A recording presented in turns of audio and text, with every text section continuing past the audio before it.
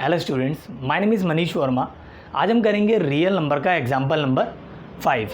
Example number 5 में क्या कह रहा है, कंसीडर द नंबर 4 की power n where n is a natural number, check whether there is any value of n for which 4 की power n ends with the digit 0।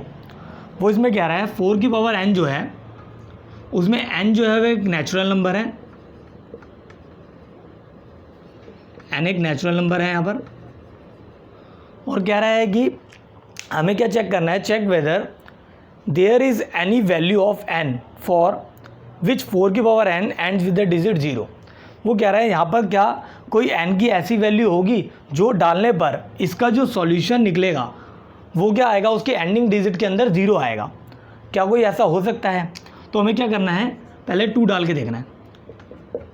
4 4 सा 16, तो ending digit में 0 नहीं है। 3 देखा जैसे हमने, 4 4 सा 16, 16 4 सा 64, तो एंडिंग डिजिट में 0 नहीं है ना। तो एंडिंग डिजिट में कभी 0 आएगा कि नहीं आएगा, हमें ये चीज़ चेक करनी है इसके अंदर।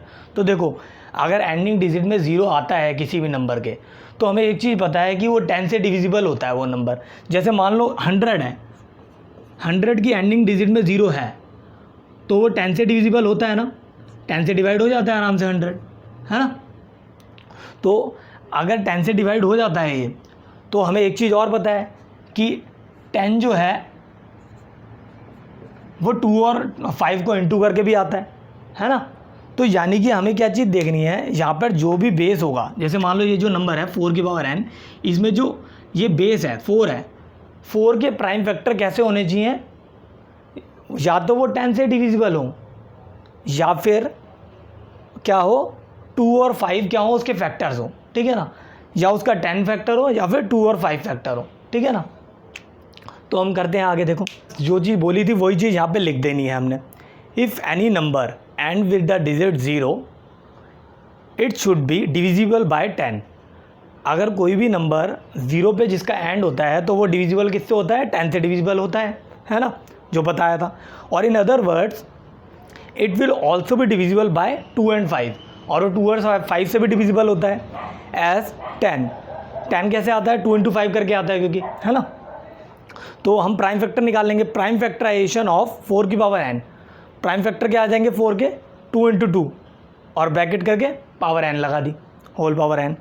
फिर इट कैन बी ऑब्जर्व, हमने ऑब्जर्व का क्या करा, it can be observe that 5 is not in the prime factorization of 4n। 5 क्या है, इसके प्राइम फैक्टराइजेशन में नहीं है ना, 2 और 2 ही है, 5 नहीं है। तो क्या होगा, hence for any value of n 4 की power n will not be divisible by 5। तो ये 5 से डिवाइड तो होगा ही नहीं, है ना। 2 से डिवाइड तो हो रहा है ये 4, लेकिन 5 से डिवाइड नहीं हो रहा है ये। तो हम आगे क्या लिख देंगे, सो 4 की power n can not be and with the digit 0 for any natural number, ठीक है। ये चीज़ लिख देनी है बस यहाँ पे, क्योंकि वो 5 से डिवाइड नहीं हो रहा था, 2 से तो हो रहा था, 5 से नहीं हो रहा था, क्योंकि दोनों से होना ज़रूरी है, तभी वो नंबर किस पे एंड होता है, उसका 0 पे, ठीक है ना।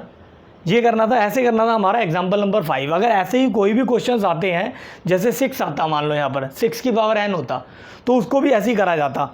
सारा कुछ यही लिखना होता है हमें यहाँ तक, और उसके बाद हमें क्या करना होता है, प्राइम फैक्टराइजेशन लिख के ऑफ 6 की पावर n लिख देते फिर हम, तो यहाँ पर 2 इंटू 3 हो जाता।